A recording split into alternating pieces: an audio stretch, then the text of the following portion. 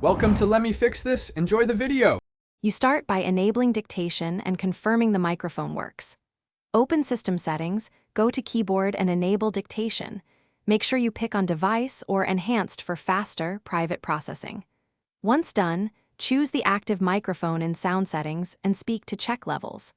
Set a convenient shortcut, double press FN or assign one, so you can toggle dictation instantly. Doing this first prevents common input issues and lets you focus on speaking clearly when you begin dictating. You now dictate with precision by speaking punctuation and commands. Say comma, period, new line, or capital when needed. Once the shortcut activates, speak naturally but pause slightly between sentences so the model segments text correctly. Make sure to enable any language packs or regional accents if you speak non-standard variants. This improves recognition accuracy. Use built in apps like Notes or Pages, or paste into other editors.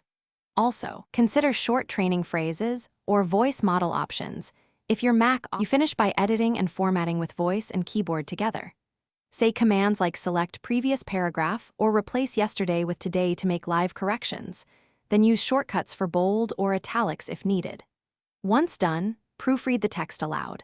Listening helps catch homophones and punctuation errors. Then correct them immediately rather than later. If recognition fails, restart dictation, verify microphone permissions in privacy settings, or reboot the Mac. This single troubleshooting tip resolves most software or permission glitches quickly.